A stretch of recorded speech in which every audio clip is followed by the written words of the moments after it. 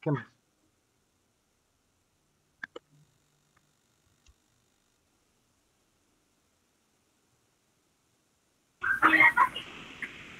Se estaba viendo lo que era la diferencia de jurisdicción y competencia, siendo la jurisdicción la facultad que tiene el juez, esto es que para aplicar la ley, y la competencia es el ámbito o bien la rama. Dentro de la competencia estábamos viendo que es, bueno, se dan latos censos en estricto sentido amplio, perdón, que es la facultad que tiene la autoridad para desempeñarla. En estricto sensu es los tribunales, los órganos jurisdiccionales. Bueno, tengo aquí competencia objetiva, que es el juzgado al cual se va a referir el conflicto. Bueno, dio un ejemplo. Aquí tengo el juzgado quinto de lo civil en la Ciudad de México. Esto es sin especificar al juez. Y la competencia subjetiva, que es el sujeto en particular que ejerce la función jurisdiccional. Esto es, ejemplo, es el licenciado titular del juzgado. Ok. ¿Y cómo podemos dividir la competencia? ¿Cómo se Se divide? divide en 4 criterios: en materia, grado, territorio y cuantía. Ok. ¿Eso les queda claro? ¿Les queda claro cómo se divide la competencia por materia, por grado, por territorio y por cuantía?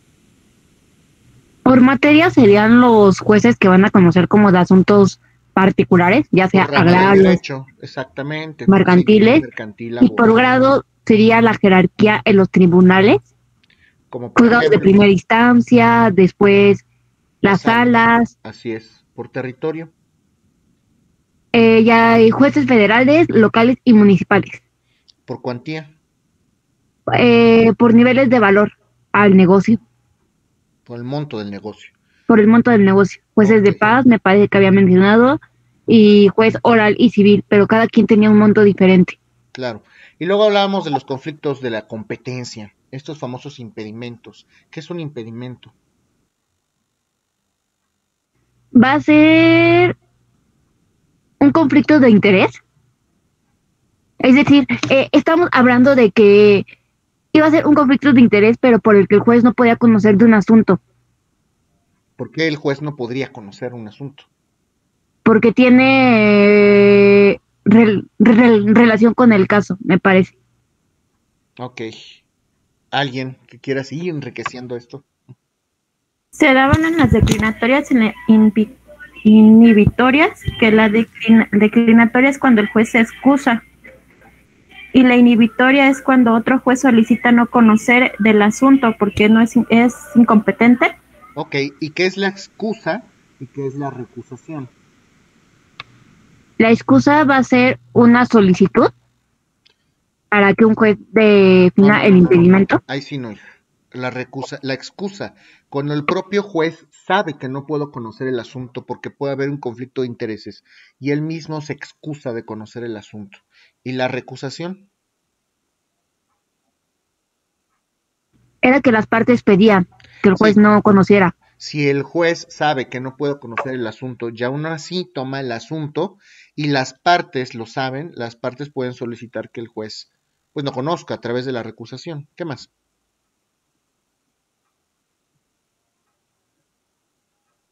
Ahora sí hablábamos de las partes que podían intervenir en el juicio. ¿Cuántas partes pueden intervenir en el juicio o en el proceso? Actor, el demandado y el juez. ¿Quiénes son partes en un proceso?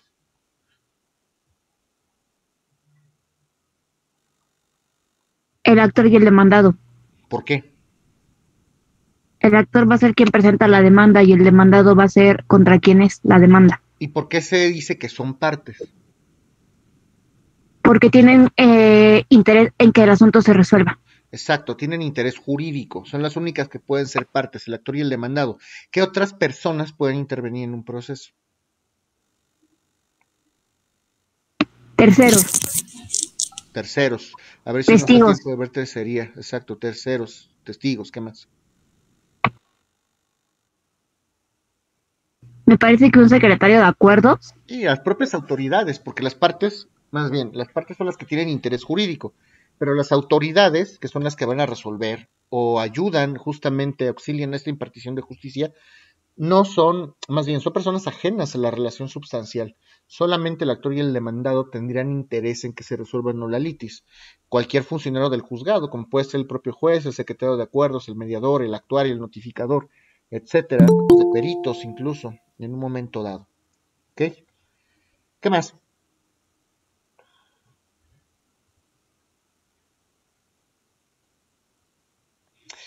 A ver, platícame, grosso modo, cómo se divide o cómo se estructura el Poder Judicial Federal. Esto sí es importantísimo. Si no me entienden esto, no puedo adelantar nada más. Necesito que me digan cómo se divide, cómo se estructura el Poder Judicial Federal. Se divide en, bueno, Hasta arriba. yo me acuerdo que hasta arriba está la Suprema Corte de Justicia, que está integrada por 11 ministros. Ajá. Después... ¿Cómo funciona la Corte? ¿Cómo puede funcionar la Corte? Bueno, la Corte va en un pleno, va a dirimir lo que son los asuntos nacionales. A ver, espera. ¿Qué significa que la Corte actúa en pleno? Bueno, va a ser como, ellas van a traer un asunto que es de interés nacional. Entonces, ellos son los que van a dar su último voto de calidad. Espera, no. ¿Cuántos ministros son? Son 10 y el ministro presidente. Son 11 ministros. Bueno, ¿okay? Son 11 ministros. Cuando los ministros o cuando la Corte actúa en pleno, ¿cómo resuelven un conflicto? A través de un voto. Ok. Si hay empate. ¿Sí? El ministro presidente es el que da el desempate. El que tiene el voto de calidad. ¿Y cómo funciona en salas? Así es. En salas se divide en sala A y sala B. En la primera y segunda sala. Sí, perdón. Primera sala y segunda sala. La primera sala va a atender asuntos laborales y administrativos y la segunda sala va a atender asuntos civiles, penales y mercantiles. ¿Y con cuántos ministros está integrada cada sala? 5 ministros cada sala. Y luego abajo de la Corte, ¿quién está? Los tribunales colegiados del circuito. ¿Qué conocen? Ellos van a atender a asuntos de amparos directos y amparos en revisión. Y luego abajo, ¿quién está? Están los tribunales unitarios del circuito, que está integrado por 3 magistrados. ¿Y qué resuelven? Ay, eso sí, eso no me ocupa. Ahí va, ya lo tienes en la punta de la lengua. Está muy fácil.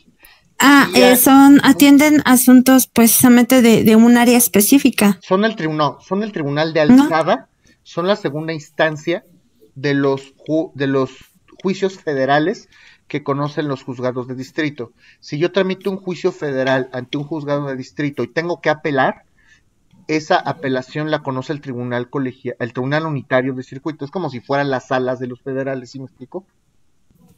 Sí.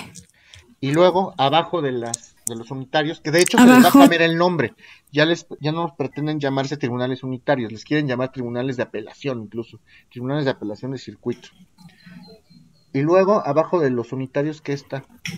Están los juzgados de distrito, que están comprendidos por 3 magistrados. No, los de distrito, a ver, los unitarios sí son 3 magistrados, pero los juzgados de distrito, ¿cómo están conformados? Por un juez de distrito. Exacto. ¿Qué tipo de asuntos pueden conocer los juzgados de distrito? Ay, son los colegiados y los unitarios. ¿Qué asuntos conocen los de distrito? Si son jueces federales.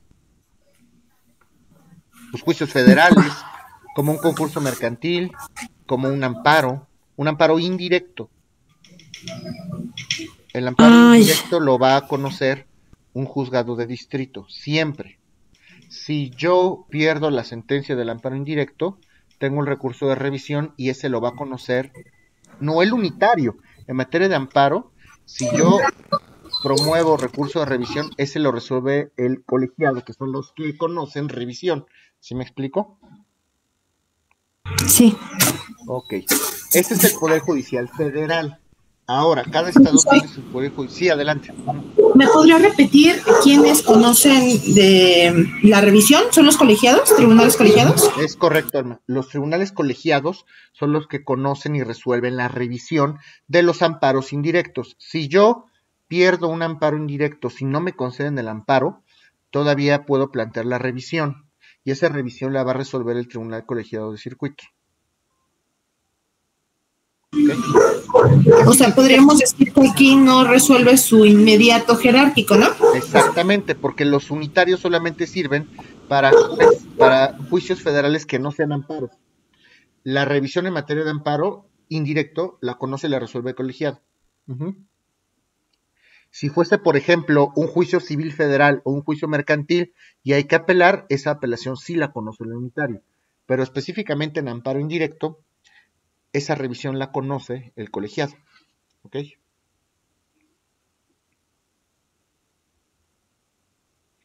¿Qué significa que estos tribunales federales sean de circuito? ¿Por qué se dividen por circuitos? Es por la circunscripción que tiene nuestro territorio. Nos explicaba que en la Ciudad de México nosotros somos el circuito número 1. Entonces, como son 32 estados, pues obviamente cada circuito pues debe de atender dependiendo la localidad. Así es. Ahora, pues todos los estados de la República tienen juzgados federales, a excepción de la Corte, evidentemente, que la Corte, pues evidentemente tiene su sede, como los 3 poderes de la Unión aquí en la Ciudad de México. Y les hacía algunos comentarios en torno a la carrera judicial. ¿A alguien le interesa hacer carrera judicial? ¿Dónde vienen las facultades del Poder Judicial, tanto federal como local? ¿En la Ley General de Profesiones? No. ¿No? En la Ley Orgánica del Tribunal Superior de Justicia de la Ciudad de México. En el caso de la Ciudad de México es correcto, cada estado tiene su ley orgánica del Tribunal Superior. Y en el caso de los tribunales federales, ¿dónde vienen sus facultades? Del Poder Judicial Federal.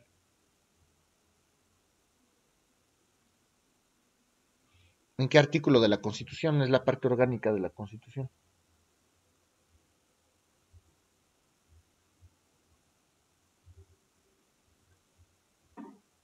¿Cuántos poderes son?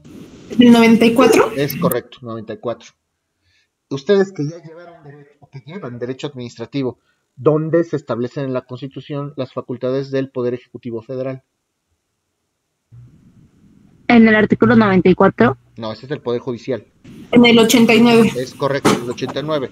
Y ustedes que ya vieron conmigo las facultades del Congreso Federal, ¿en qué artículo se regulan las facultades del Congreso Federal?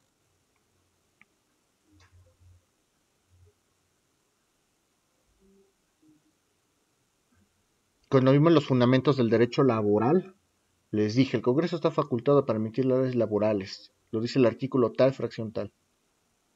Artículo 73, me parece. Es correcto, el 73. Esa, muchachos y muchachas, es la parte orgánica de la Constitución. Nos establece cuáles son las facultades de los poderes de la Unión a nivel federal. Artículo 73 del Congreso Federal, artículo 89 del Ejecutivo Federal, artículo 94 Poder Judicial Federal. Esto lo tienen que tener recalcado en sus mentes, es fundamental, ¿ok? Y bueno, ¿qué comentarios me pueden hacer en torno a la carrera judicial? No comentamos mucho, pero ¿a alguien le interesa hacer carrera judicial? ¿Qué tienen que hacer? ¿Saben qué tienen que hacer? ¿A dónde tienen que abocarse? ¿Cómo es?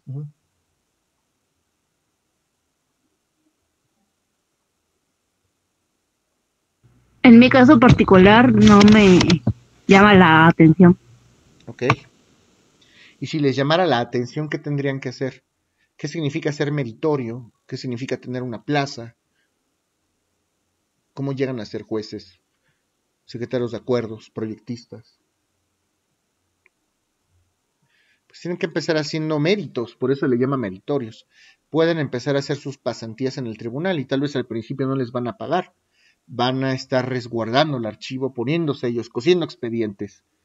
Y van a ser meritorios. Y si se abre una plaza, estará en poder de su superior jerárquico saber si son aptos o no. Para ir subiendo de plaza, pues tienen que hacer exámenes, evidentemente, se tienen que ir certificando, y si hay una plaza disponible, pues podrán ocuparla. Suena muy sencillo, pero es todo un ardua labor. Bueno, y luego, ¿qué tema vimos? Hablamos de la abogacía. ¿Qué me pueden comentar de la abogacía? Nos estuvo diciendo que proviene del latín advocatus, que significa abogar o defender a alguien. Y ahí tocamos algo acerca de la Ley General de Profesiones, donde nos van a indicar pues acerca de los requisitos para las carreras que queremos ejercer. Y pues ya fue lo único que estuvimos tocando, profesor.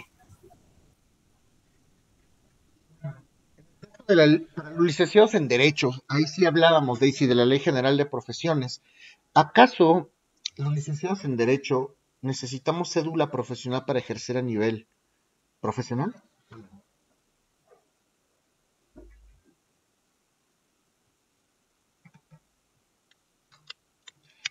Es que sí, nos estaba diciendo que precisamente hay una diferencia entre lo que es un licenciado en Derecho, lo que es un abogado patrono y un abogado como tal. Pero sí todos necesitamos una cédula profesional. ¿Y qué diferencia hay justamente entre abogado patrono, procurador de justicia? ¿Quién es el patrocinador jurídico? ¿Qué es un patrocinio jurídico?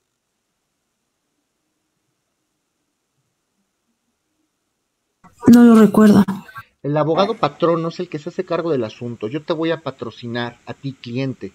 ¿Quién te va a defender? Yo te voy a patrocinar, te voy a dar mi patrocinio, te voy a proteger, te voy a acobijar como abogado. Yo te voy a defender. Y les comentaba que hay algunas facultades que tienen equivalencias distintas en sus nombres. Pudiera variar el nombre. La gran mayoría de las universidades los va a egresar como licenciados en Derecho. Hay escuelas como la Escuela Libre de Derecho que en sus celos profesionales, en los egresados, se indica que son abogados, no licenciados en Derecho.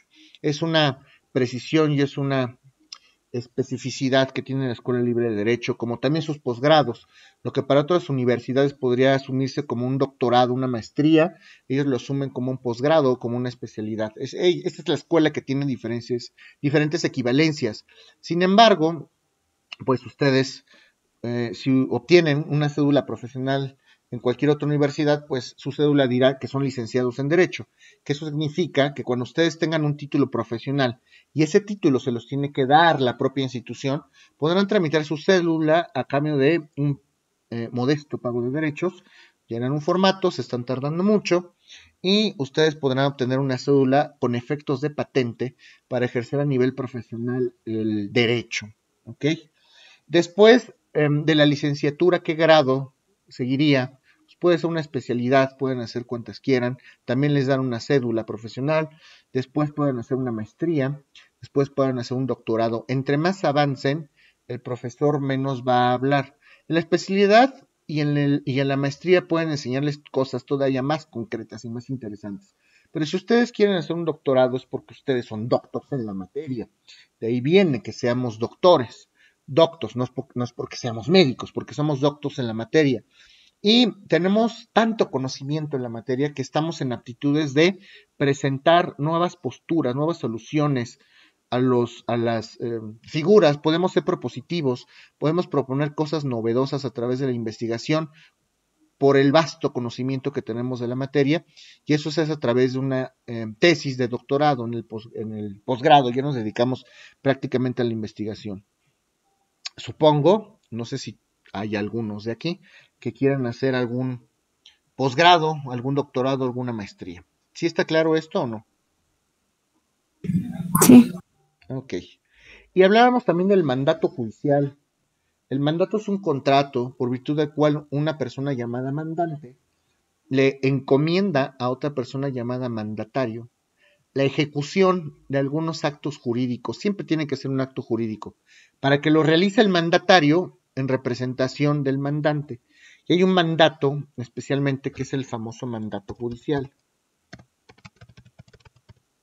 Es decir, yo como mandatario judicial voy a representar y voy a actuar en nombre y en representación de mi mandante. Mi mandante es mi cliente. Las dos partes son mandante y mandatario. Mandante da las instrucciones, es el que va a ser representado, y el mandatario es el que las va a ejecutar. Va a ejecutar los actos jurídicos que el mandante le encomienda. O sea, si es un mandato judicial, la defensa o el patrocinio en un proceso. ¿Sí está claro? Sí. Ok. Entonces podemos obtener la asistencia, la representación profesional de un abogado y a través del contrato de mandato los abogados nos obligamos justamente a la defensa, a la ejecución de estos actos jurídicos que son consistentes en la defensa de uno de nuestros clientes. Muchos abogados, ¿alguien tiene alguna duda? No. Ok. Bueno, entonces ciérrame sus micrófonos, no sean malitos. Muchos abogados forman parte de organismos o instituciones colegiadas. Hay colegios y hay barras de abogados que sirven como instituciones u órganos consultivos para tomar algunas decisiones, para poder proponer. Los colegios de abogados también pueden ser propositivos, el colegio de notarios también existe, pueden proponer alguna ley, alguna reforma. Obviamente ellos no tienen facultades por ley para proponer reformas, pero pueden ellos proponer algunas ideas de manera informal y no legítima. Qué mejor que el colegio de abogados pues pueda ser propositivo en ese sentido, pueda proponer algunas soluciones en el ámbito profesional, en el campo de la abogacía. Pues estos colegios son simple y sencillamente estandartes o fundaciones o barras que se dedican a hablar de estos temas de interés común para aquellos que ejercemos a nivel profesional. La Barra Nacional de Abogados. Estas barras de abogados, por ejemplo, en Norteamérica, en Estados Unidos, sí tienen una importancia formal y sí tienen una importancia a lo mejor hasta oficial. Si yo quiero ejercer en Estados Unidos, yo tengo que ser parte, y eso sí es obligatorio, de la barra, del council. Y por eso se hace un examen que se le conoce como el barrister. Si yo paso el barrister y pertenezco oficialmente a la barra de abogados, ya puedo ser un abogado, ya pertenezco a ese gremio, a ese rubro. Aquí no, aquí en México no es obligatorio pertenecer a estos colegios, a estas barras, que pueden ser propositivas, que pueden a lo mejor aportar algún tipo de enriquecimiento a la vida del derecho. ¿Sí está claro o no?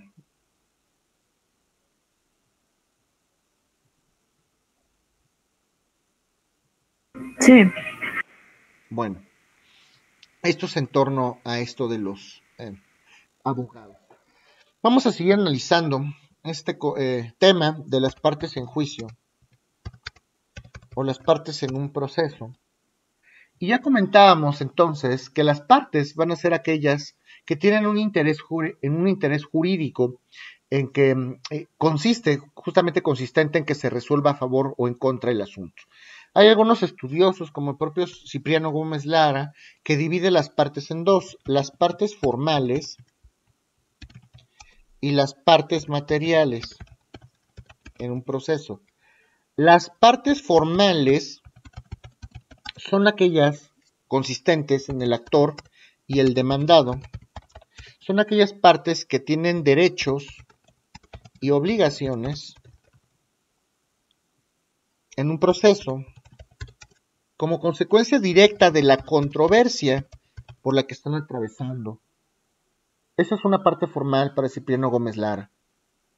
Las partes que están sometiéndose a un conflicto, las que tienen derechos y obligaciones dentro del proceso. Mientras que una parte material van a ser simplemente las personas que intervienen en un proceso, como les había comentado, los testigos, los peritos, los terceros, hablando de las tercerías, excluyentes de dominio, coadyuvancia, ya hablaremos más adelante. En pocas palabras, las partes formales son lo que entendemos como partes, actor y demandado, las que tienen interés, las que tienen derechos y obligaciones. Y las partes materiales son las que intervienen y que no necesariamente tienen un interés, puede ser un testigo o un perito. Ya lo habíamos comentado. En ambos casos podemos hablar de sujetos procedimentales, o sujetos que intervienen en el proceso. Y para intervenir en un proceso necesitamos, volvemos al mismo tema de siempre, necesitamos ser capaces en derecho, necesitamos capacidad. Creo que ya había platicado de nuevo, cuento con ustedes. ¿Qué es la capacidad, niños?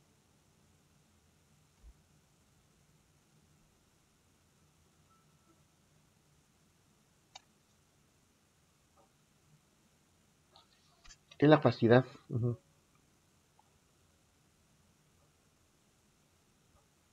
Nadie sabe qué es la capacidad.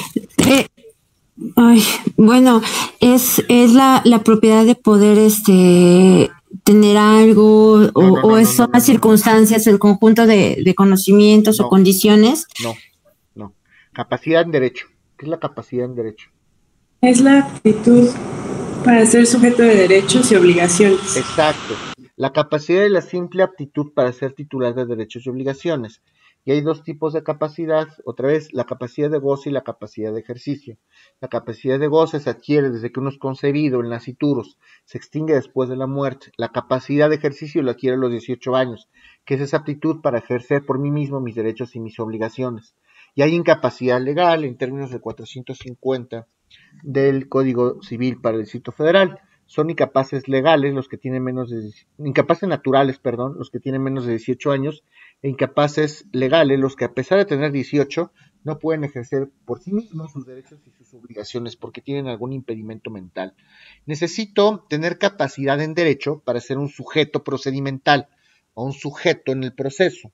Las personas que no tengan capacidad de ejercicio no pueden comparecer a juicio, no por sí mismos, tendrían que hacerlo a través de su representante legal, que en el caso de los incapaces tendrá que ser un tutor.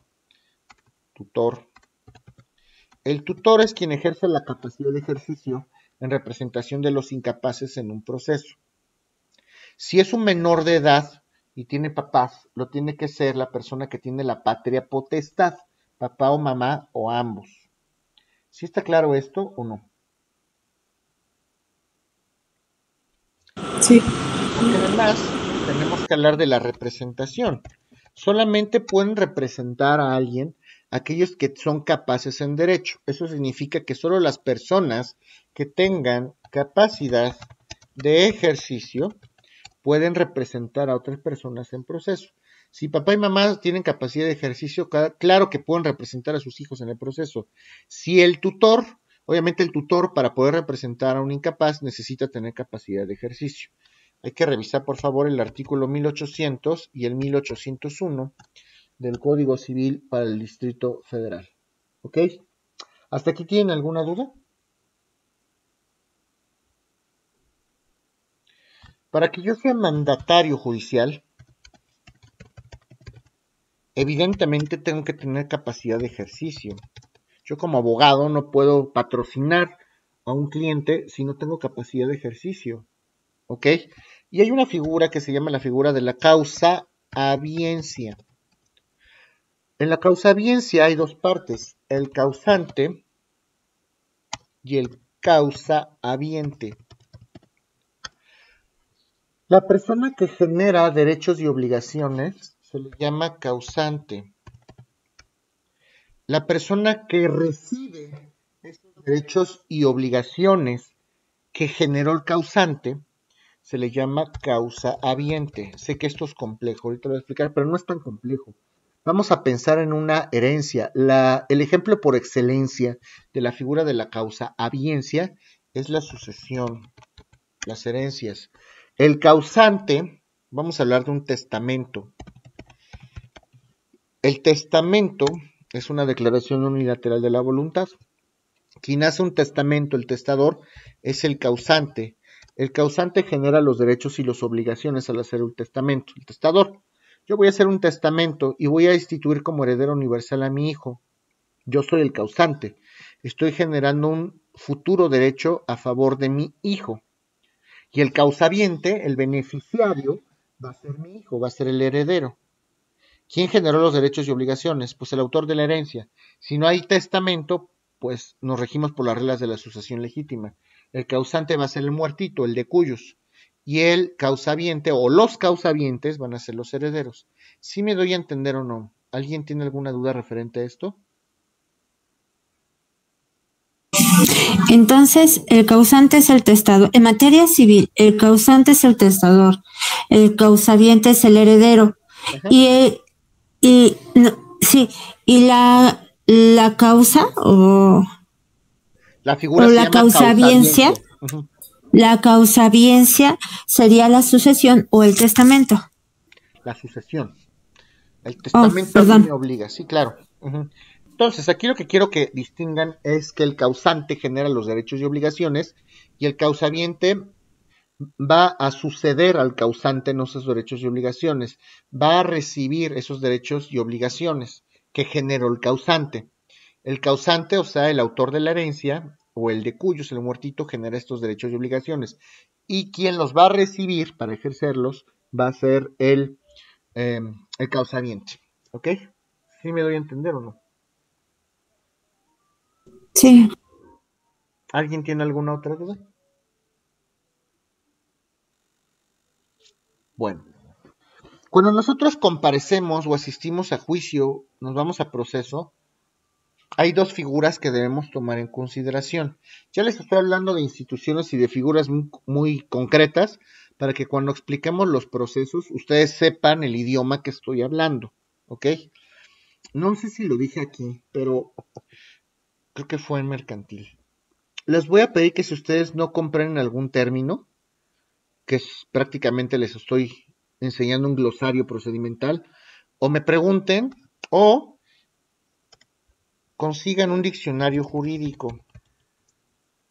Diccionario jurídico. Les voy a recomendar un diccionario jurídico de Rafael de Pinavara. Es editorial Porrúa. Esto les puede facilitar mucho las cosas.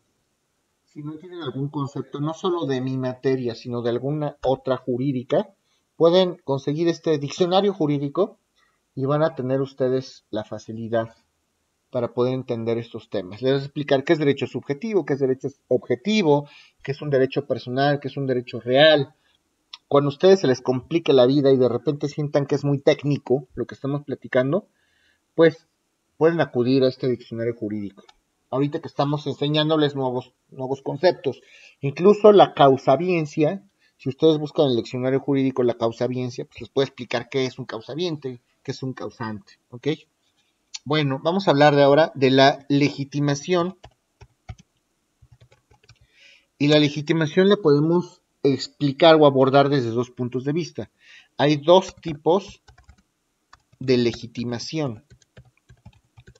¿Alguien se acuerda de lo que es un litisconsorcio activo y pasivo? Sí, el litisconsorcio activo es cuando hay varios actores y el litisconsorcio pasivo es cuando son varios demandados. Correcto, muy bien. Bueno, entonces, dos tipos de legitimación. La legitimación en la causa, o sea, ad causam, eso se le conoce también, y la legitimación en el proceso. Cuando una parte, actor o demandado, va a comparecer a proceso o a juicio, necesita tener interés en la causa y tener interés en el proceso, vaya, en el fondo del asunto.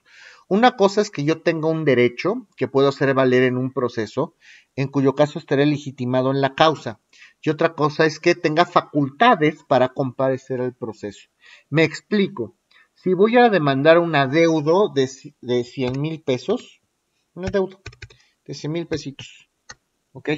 Ese adeudo a lo mejor va a estar documentado en un pagaré. En un pagaré y en una deuda hay dos partes, el acreedor y el deudor. El acreedor es quien tiene el derecho de cobro, a mí me debe 100,000 pesos. El deudor es el que debe los 100,000 pesos. Y está documentado en el pagaré. Mi nombre aparece en el pagaré, yo soy el acreedor. Ahí claramente demuestro que tengo legitimación en la causa. ¿Por qué? Pues porque yo presté el dinero. Yo soy el titular de ese derecho de cobro y se lo voy a acreditar al juez con el propio pagaré. Oye juez, aquí está el documento que dice que él me debe el dinero a mí. Tengo legitimación ad causam. Legitimación en la causa. Una cosa es eso y otra cosa es la legitimación en el proceso. Vamos a pensar que una persona moral, vamos a pensar que Chevrolet, SADCB o SDRL, como sea. Vamos a pensar que Chevrolet quiere cobrar un adeudo a una de las personas que le compró un carro. ¿Ok? Y si tiene el documento, hay un pagaré que firma la persona que compró el carro, no pagó. Y entonces Chevrolet va a ejecutar, Chevrolet se va a ir a juicio en contra de esa persona. ¿Tiene legitimación en la causa? Sí, porque está exhibiendo el pagaré.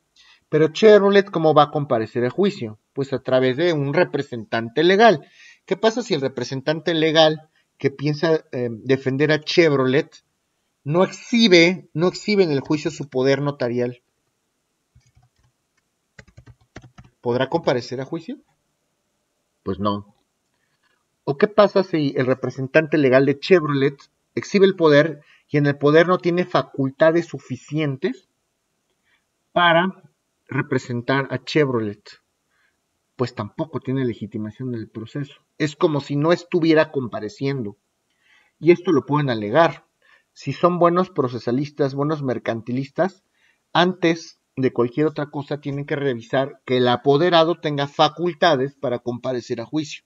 Si no tiene facultades para pleitos y cobranzas y actos de administración, y en materia laboral, actos de administración en materia laboral, pues ese poder no le sirve.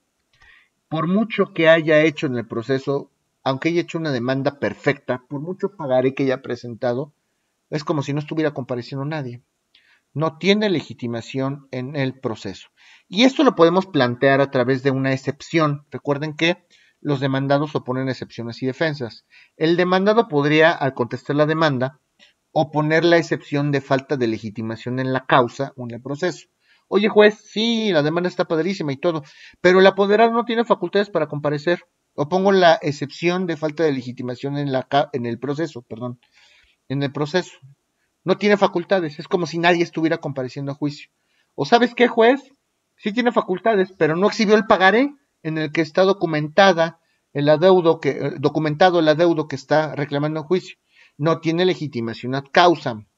Y lo planteo a través de la excepción. O pongo la excepción de falta de legitimación ad causam. O falta de legitimación, en el proceso. ¿Sí me doy a entender o no?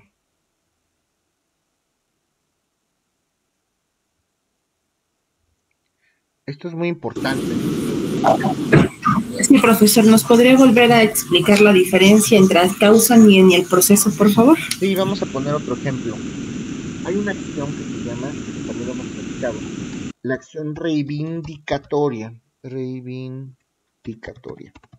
La vamos a ver más adelante también.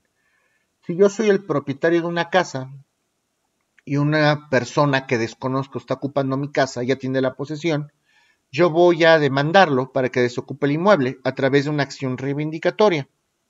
Bueno, pues primero que nada, a lo mejor yo como dueño de la casa tengo que estar viajando y le voy a dar un poder a mi abogado para que él me represente en juicio. ¿Ok? Yo no puedo estar. Te doy a ti el poder, abogado, te voy a dar un poder para que me representes en el proceso. ¿Ok? Bueno, pues yo tengo que acreditar dos cosas, la legitimación en la causa y la legitimación en el proceso. Si yo estoy demandando una acción reivindicatoria, lo primero que tengo que acreditar al juez es que soy propietario para poder estar en posibilidades de exigir que el posesionario de mala fe se salga de mi casa. Si yo no exhibo la escritura o el título de propiedad que acredito que soy propietario, pues no tengo legitimación en la causa. ¿Qué voy a reclamar si ni siquiera soy el propietario? Si exhibo la escritura, mi título de propiedad debidamente inscrito en el registro público de la propiedad, sí estoy en posibilidades y sí estoy acreditándole al juez que tengo legitimación ad causam o legitimación en la causa. Ahora, puedo exhibir mi título de propiedad, pero ¿qué pasa si el abogado no exhibe el poder para representar al dueño en un juicio? ¿Qué pasa si el poder que le dieron al abogado para representar al actor en juicio no tiene las facultades, no tiene pleitos y cobranzas? Pues no tiene facultades para representar. No puede representar al actor en un proceso. Esto se refiere, o estas figuras giran en torno a la capacidad individualizada y concreta que en el proceso pueden existir. Son capacidades muy determinadas para quien pretende ser parte en un proceso.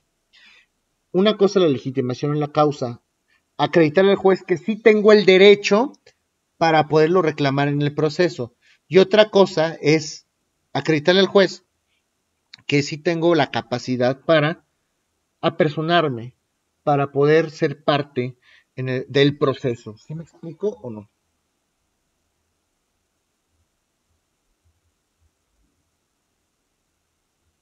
¿A alguien le queda Sí. alguna duda? Ok. Bueno, estas figuras se las tenía que explicar. Vamos a hablar ahora de una figura que se llama la tercería. Tercería. ¿Qué es la tercería? Seguimos hablando justamente de este concepto de las partes que pueden inmiscuirse en un procedimiento. Las partes en sentido formal o las partes que tienen interés jurídico.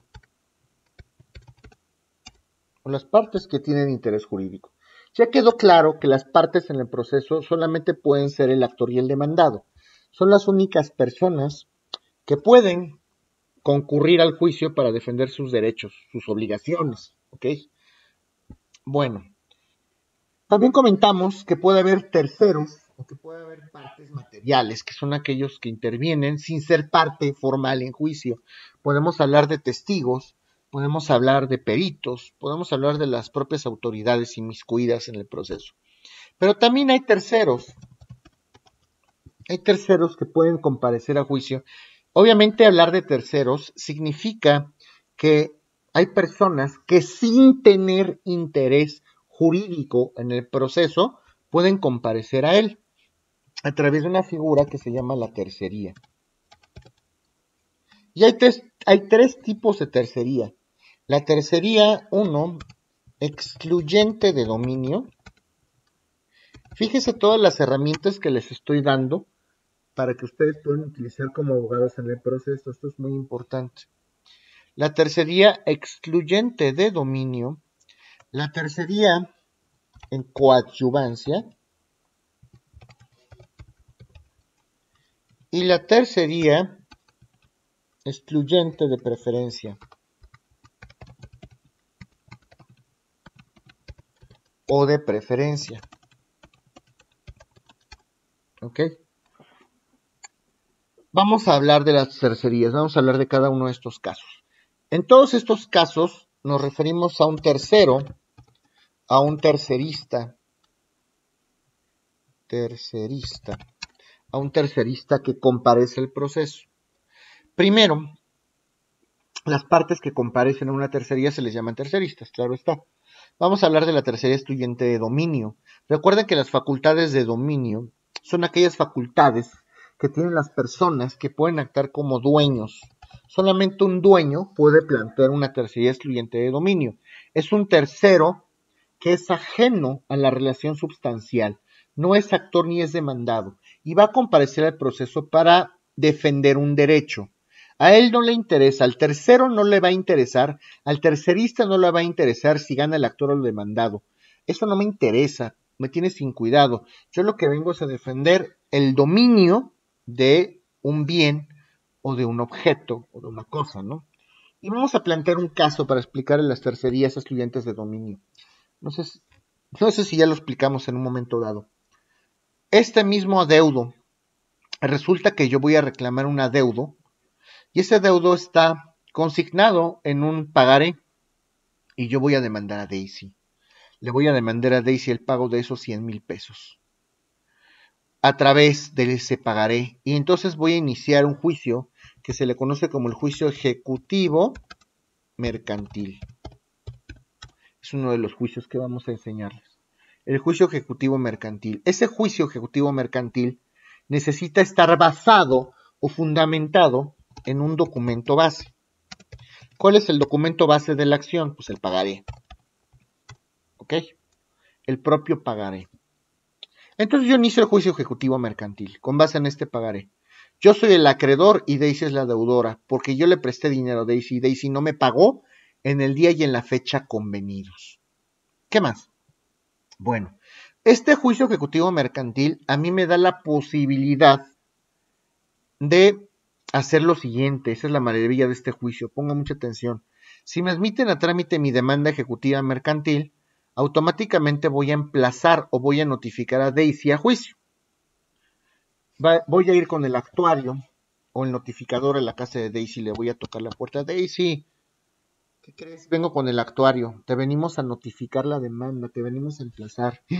¿Por qué me estás demandando? Pues porque no me pagaste. y pasó en exceso el tiempo, te busqué y no me hiciste caso, no me pagaste. Te requiero, lo primero que voy a hacer en ese acto es requerirle el monto del adeudo, Daisy. Daisy, págame, no quiero, no tengo, no puedo. Entonces señala bienes para embargo, vamos a hacer un embargo precautorio. Mientras llevamos a cabo el proceso, necesito que me garantices a través de este embargo con bienes los 100,000 pesos que me debes. Si yo gano, te voy a regresar, te voy a restituir lo embargado. Si yo pierdo, más bien, si yo gano al revés, si yo gano me voy a quedar lo que te embargué, porque si pierdes tú ya no me vas a pagar, te me vas a esconder. Si yo pierdo te voy a restituir lo que te embargué. No te quiero señalar nada para embargo y vete de mi casa. Bueno, si no quieres, entonces tu derecho como demandada para señalar bienes embargados automáticamente pasa a mí como actor. Y señalo como bienes para embargo ese carro que está ahí, esa licuadora, ese horno de microondas, lo que quieran. Perfecto, ya te embargué. Por cierto, tienes 9 días para contestar tu demanda. Adiós. Ya está embargada Daisy. Y resulta que ese carro que embargué no era de Daisy, era de su papá. Qué trágico. ¿Quién debe? ¿Daisy o el papá? Pues Daisy. ¿Y por qué embargué el carro del papá? Pues porque yo no sabía que era del papá. Yo embargué lo que había a la vista.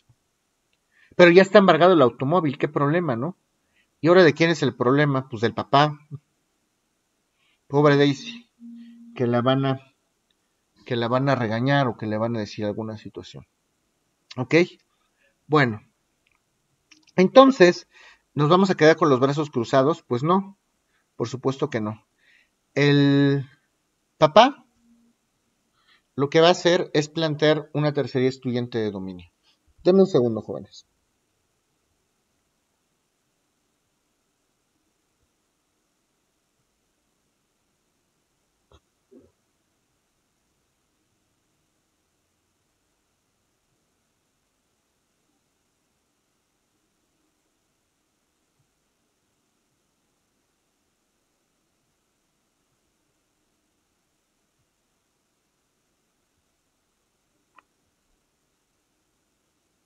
Ok, continuamos. Entonces, ¿qué va a hacer el papá de Daisy? El papá de Daisy lo que tiene que plantear en el proceso es una tercería excluyente de dominio. Tercería excluyente de dominio. Yo soy el dueño. Voy a comparecer ante el juzgado. Obviamente acreditando que soy dueño, que tengo el dominio, ¿no?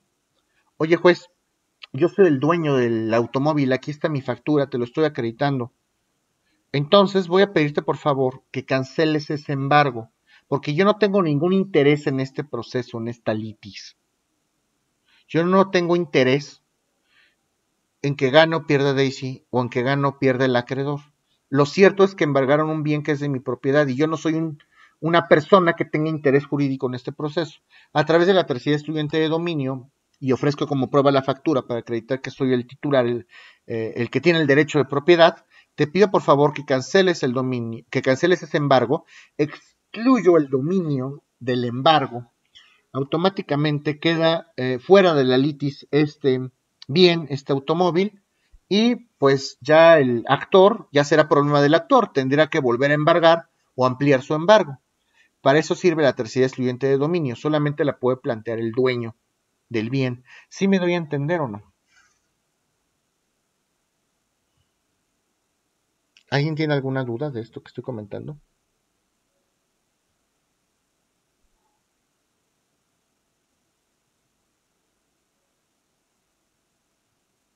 ¿Tienen alguna duda? No, profesor. Entonces, solamente el tercero, en este caso, debe de comprobar a través de una excluyente de dominio que no se le debe de retener ese bien embargado a la persona demandada, ¿no? Yo voy a acreditar con un título de propiedad justo que soy el dueño. Tengo que acreditar que tengo el dominio del bien. En el caso del carro será con una factura. En el caso de un inmueble, pues con el título de propiedad. Oye, vengo a excluir el dominio de este proceso. Vengo a excluir el dominio de este bien en este proceso. Porque yo soy el dueño, yo no tengo nada que ver en el proceso. regrésame o restitúyeme el dominio, porque yo no soy parte formal, yo no tengo interés, yo no soy demandado. Y el juez dicta una resolución, cancela el embargo y ya está. ¿Sí está claro? Sí, y si el profesor. papá fuera aval, ya es otra historia totalmente diferente. Porque si el papá es aval, entonces sí se obligó. Por supuesto que se obligó. Y si es aval y firmó como aval o como obligado solidario o como fiador, entonces sí se obligó a responder con sus bienes del adeudo principal. Ahí sí, por supuesto que es permitido que se le embarguen bienes al aval, al fiador o al obligado solidario. Allí el papá, si se acredita que el papá es aval, pues mala tarde para el papá, ya no tiene nada que hacer. Esa tercera excluyente de dominio es totalmente improcedente e inoperante en derecho. ¿Ok? ¿Alguna otra duda? Bueno. Está la tercería, ok. La tercería en coadyuvancia. ¿Ok? Esto lo podemos sobre todo revisar en materia penal. ¿Recuerdan ustedes? Disculpe, sí tengo una duda. A ver, adelante. Usted estaba diciendo que en el embargo se podría. Recuerdo que había ciertos productos que el embargo no se podía llevar porque eran de uso doméstico. ¿Qué productos eran? Porque dijo del microondas, entonces me recuerdo que ese no era un producto que se podía llevar porque era uso de creo que cotidiano, ¿no? O algo así, ¿recuerdo? Bueno, para empezar, los bienes que utilizas para tu trabajo, por ejemplo, son inembargables. Eso lo vamos a ver más adelante. Hay ciertos bienes, el ajuar de la casa, que pudiera no ser embargado, pero lo embargan de todas maneras, ¿eh? Déjenme comentarles que independientemente de que sea artículo expreso, que los bienes que utilizas, por ejemplo, tu ropa, el microondas sí es un bien que utilizas, pero no es un bien necesario para tu subsistencia como puede ser tu ropa. Un microondas sí lo puedes embargar perfectamente. Puedes vivir sin microondas. No te estoy embargando tu ropa ni tus enseres personales. ¿Ok? Aún así luego los embargan. Si yo tengo una piel de mink, pues eso no es un enser personal. Bueno, sí es un enser personal, pero no es necesario para tu subsistencia. No te voy a embargar tu ropa interior, ¿verdad? Eso no. Una estufa, un refri, pues pueden vivir sin estufa y pueden vivir sin refri. Pueden comprar una hielerita y pueden comprar una quemadora en Electra. Eso no son enseres necesarios para la subsistencia. Entonces, si les embargaron el microondas, un radio, un estéreo, un refrigerador, sí, por supuesto que se pueden embargar. Ha habido casos numerosos en los que se embargan esos bienes. No es algo necesario para su subsistencia. ¿Ok? ¿Sí me doy a entender o no? En muchos casos, este criterio para definir si son bienes necesarios para la subsistencia lo decide el propio juez. Yo se lo planteo. Yo le puedo plantear al juez, oye, pues no pudieron embargar esto, es necesario para subsistir. Bueno, acredítame que es necesario para que subsistas. ¿Sí me doy a entender o no?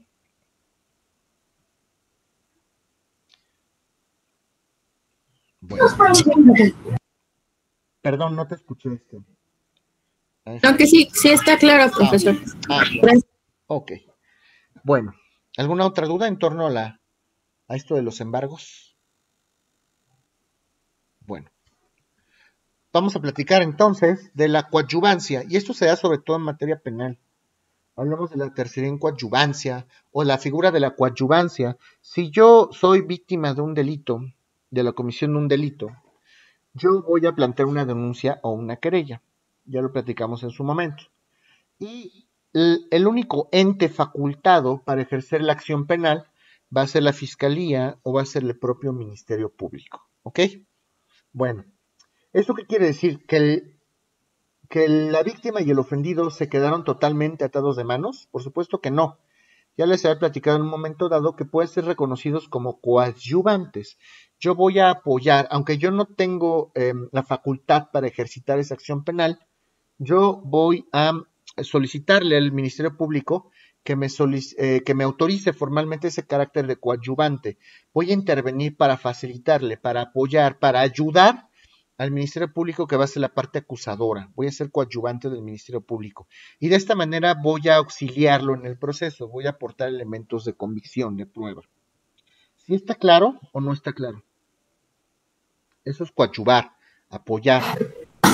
Profesor, ¿lo puede repetir, por favor? Sí, una persona que coadyuva es una persona que colabora con alguna de las partes involucradas en la relación substancial, con alguna de las partes que tiene interés jurídico, y se le tiene que reconocer esa parte a criterio del Ministerio Público, y si llegara a suceder en un asunto del orden privado como el orden civil o mercantil, ese reconocimiento lo tendría que hacer una autoridad jurisdiccional. Como tú, ¿por qué quieres estar auxiliando o apoyando o coadyuvando alguna de las partes? Tendríamos que acreditar que tenemos un carácter idóneo para poder acreditar y coadyuvar, para poder coadyuvar con alguna de las partes.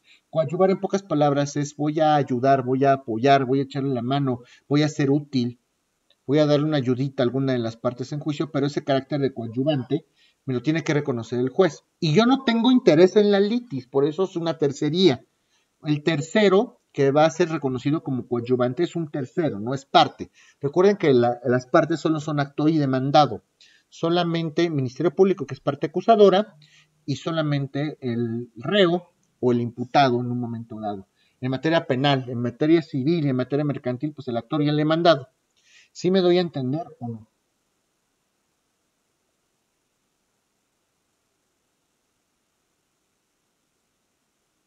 ¿Hasta aquí alguien tiene alguna duda?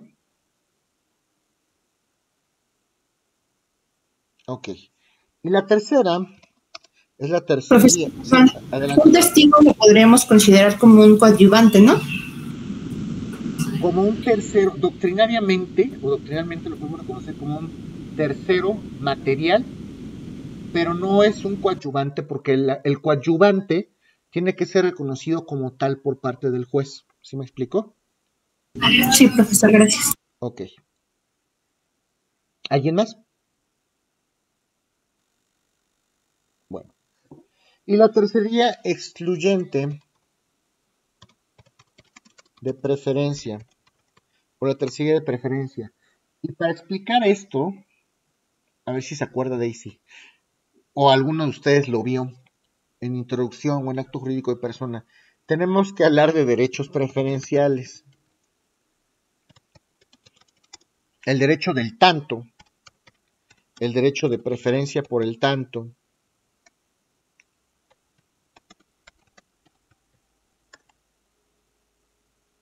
y el derecho, el derecho del tanto, el derecho de preferencia por el tanto, y el derecho consignado en el artículo 2448J del Código Civil para el Distrito Federal.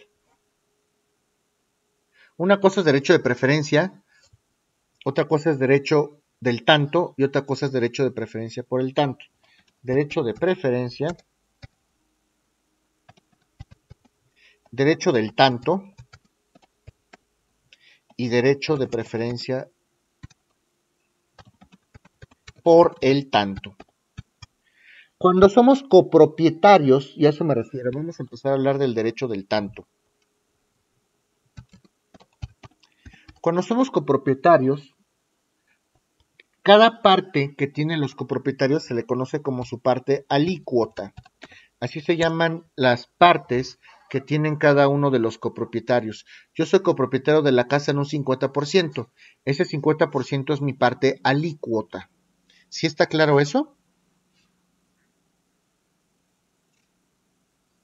Ok.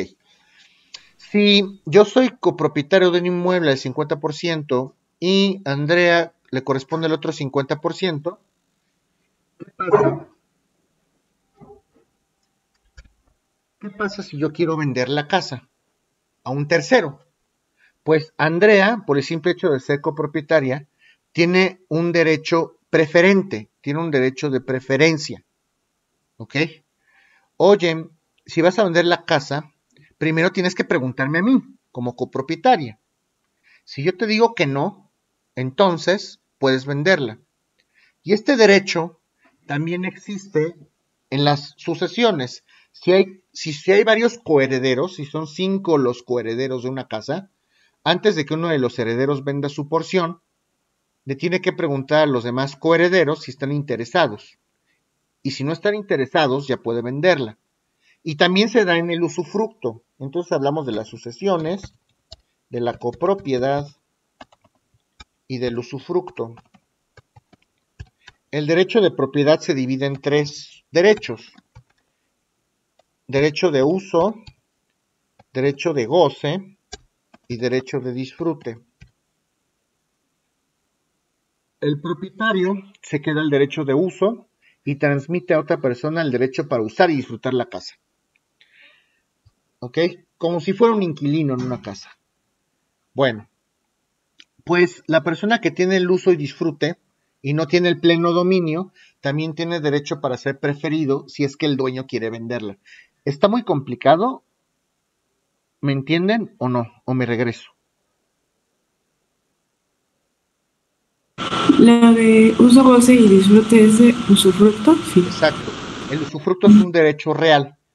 El derecho de propiedad se divide en 3 derechos. Derecho de uso, a utilizar la cosa. Derecho de goce. Derecho de goce es el derecho que tienen los dueños, el derecho para actuar como dueño, a disponer de la cosa, venderla, comprarla, rematarla, hipotecarla. Y derecho de disfrute, a obtener los frutos, como una renta. El propietario tiene los 3 derechos, uso, goce y disfrute, pero el propietario puede quedarse con el derecho de goce y transmitir el derecho de uso y de disfrute a una persona. Ten, usa y disfruta mi casa, yo no voy a estar. ¿Ok? Te la dejo, si quieres réntala o si quieres ocúpala, tienes el usufructo, como tú quieras. Esa persona que tiene el usufructo tiene derecho a ser preferida si se va a vender esa casa. Tiene un derecho de preferencia. ¿Sí me explico o no? Sí. El derecho de preferencia, en el caso de la copropiedad, solo en el caso de la copropiedad se le conoce como derecho del tanto. Tú eres propietario del 50%, vas a vender. A mí como copropietario me tienes que preguntar antes de vender si yo quiero comprar o no tu casa. Tengo derecho a ser preferido respecto del tanto, de tu tanto de la copropiedad. Tu tanto es el 50%, tu parte alícuota es el 50%. Tengo derecho a ser preferido respecto de ese tanto. Tengo un derecho preferencial respecto de ese tanto de la copropiedad. ¿Sí está claro o no está claro? ¿Alguien se atoró? Por ejemplo, se refiere cuando yo rento un inmueble No, de la renta es otro supuesto. Renta no. Ujú. Bueno, entonces en este caso yo soy la hermana de Juan y Ajá. Juan va a vender una propiedad. Ajá. Entonces, por el vínculo que tenemos No, solamente, solo si son copropietarios. Solo si Juan y tú son copropietarios. bueno, ok, entonces mi mamá tiene un inmueble, entonces a Juan no le interesa su parte y él me puede considerar por ser su hermana. ¿Te interesa esta parte del Vamos para terreno? atrás, ¿No? Vamos para atrás. Mm. Ahí te va. Tú y yo somos copropietarios de una casa, ¿ok? Y yo se la quiero vender a un tercero, se la quiero vender a Martín. Tú eres copropietaria del 50 y yo el 50. Yo le quiero vender mi parte a Martín. Pero tú, por el simple hecho de ser copropietaria de ese inmueble, tienes derecho a ser preferida en esa venta.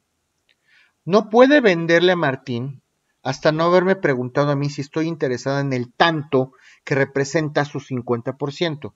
Primero te tengo que preguntar a ti, Daisy, voy a vender mi 50%. A ti como copropietaria te pregunto antes, ¿te interesa sí o no? No me interesa, entonces yo le puedo vender a Martín. Sí me interesa, entonces te vendo a ti. ¿Sí me explico? Sí, ya lo entendí, ya me acordé. Ok. ¿Alguno tiene alguna duda referente a esto? Sí, entonces para el derecho de preferencia se tiene que ser propietario. Copropietario. Estos derechos preferenciales, que es el género del tema, se pueden dar en 3 casos: en la copropiedad, en la herencia, con los coherederos, y en el usufructo. Por eso les hablé de usufructo. En estos 3 casos se aplica el derecho de preferencia. ¿Sí me explico? Sí. Profesor, y por ejemplo, si son tres copropietarios, A los tres se les da preferencia, pero se le da preferencia al que tenga el mayor porcentaje. Por ejemplo, está dividido, uno tiene el 50 y los otros dos 25 y 25. Y uno de los que tiene el 25 quiere vender. ¿Tiene preferencia el que tiene el 50? La ley me obliga nada más a hacer del conocimiento de los copropietarios a todos por igual que voy a vender. A lo mejor el que tiene el 13% tiene derecho a reclamar ese derecho preferencial en un 13% de mi copropiedad. Yo soy copropietario del 50%. De mi parte, tú tienes derecho a reclamar el 13% o a ser preferido en un 13%. ¿Sí me explico?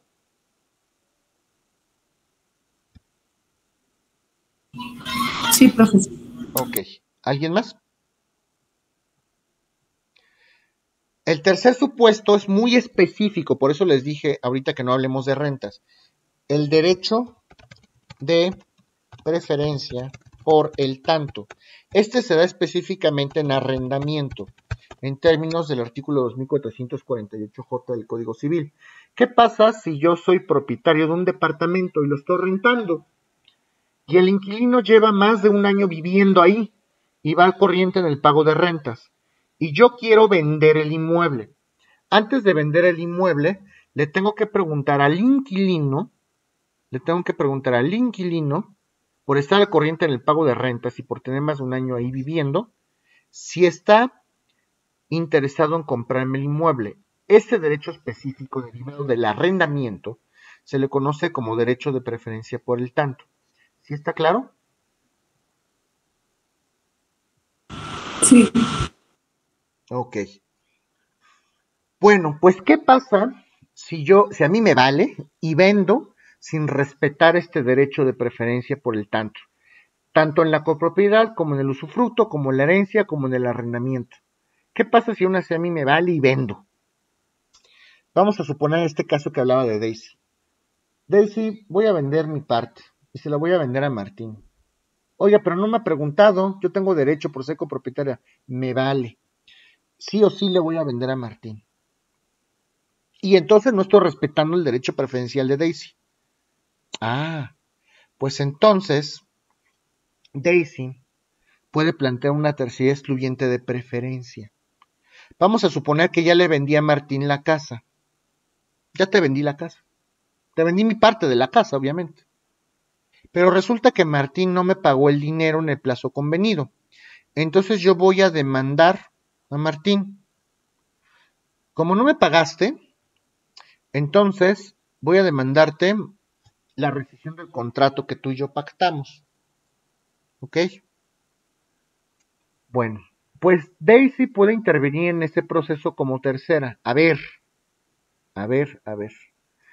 Yo soy tercera, voy a plantear una tercera excluyente de preferencia.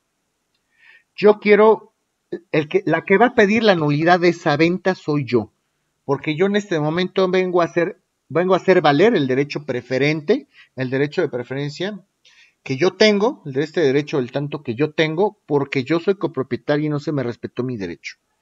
Y entonces, si el juez se cerciora de que no se respetó ese derecho preferencial, a la tercera en proceso llamada Daisy, le va a conceder la nulidad y entonces le va a dar vista para que Daisy en ese momento diga si está interesada o no en comprar. Si Daisy dice que sí y exhibe el precio de la venta, mala tarde para Martín. Quedó nula esa venta. Y yo como vendedor, pues estoy obligado con Martín para restituirle el precio. Si es que ya me pagó o si ya me pagó una parte. ¿Sí me explico o no?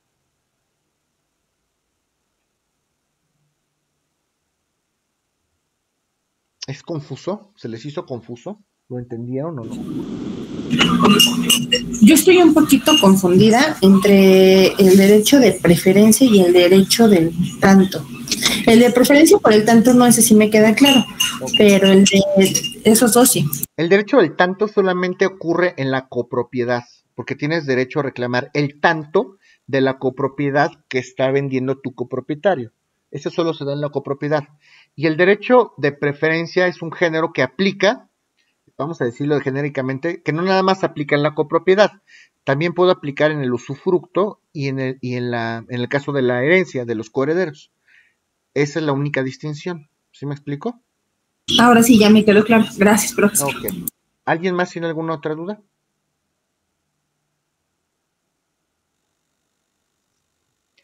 Bueno, muchachos, son 12:19. Nos vemos a las 12:29, por favor. Gracias, profe.